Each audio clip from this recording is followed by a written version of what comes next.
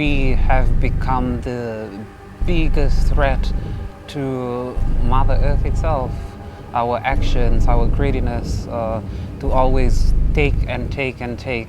As we can see, it's visible, the impacts of climate change here in our home island, Fiji.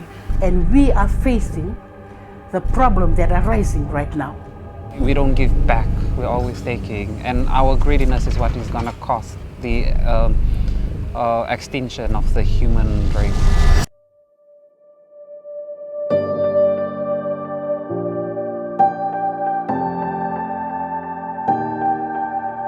It's an issue that needs to be addressed. It needs to be addressed now, because 30 or 50 years from now, it'll be 30 to 50 years too late to be addressing these issues. Yes, you can come up with millions and trillions and billions of dollars to try and fix the problem at that time, but that'll be too late.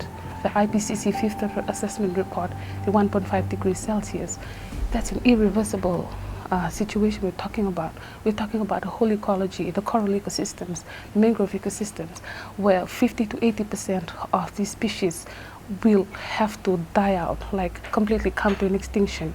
I think one of the ways I'd like to see encouraged to combat climate change is really re-emphasizing and reinforcing already of the practices that are already existent in our traditions and culture in Fiji. Go back to where we started from. And this is what I'm saying, traditional knowledge is something that we need to delve back into. We need to go back and see, how did they sustain themselves? So that is something that we really, really need to look back into. Technology, okay, education is okay, but we need to incorporate our traditional knowledge into our way of life. The word says that start from Jerusalem. When you begin from your home, you know what to do or what to give out when you come out.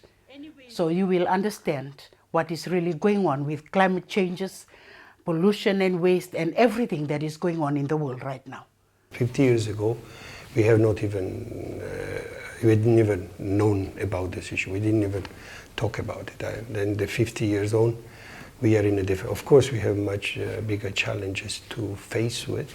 In terms of the next 50 years, if we can focus on waste and biodiversity, which are more affecting the health of people, as well as our natural surroundings, food security and so forth, I think we are in a better position to be more resilient. There may be more resilience and proper adaptive measures that we can have for when we experience the negative impact of climate change. The solution of Pacific problem does not necessarily lie in the Pacific, it is elsewhere, and we need to be part of the global process in order to affect the change of mindset in order for us to benefit. Many a times youth representation is lacking at very important places where the decisions are made.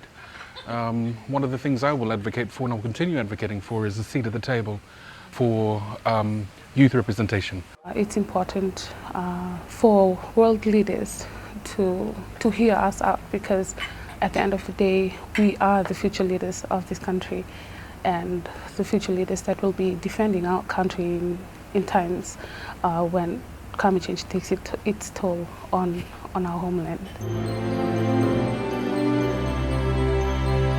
There won't be any more planet for us to live in. Enough of dialogues. While dialogues are important, it's time for actions. It's time to translate what you put in writing into action, and it's time to start taking the initiative.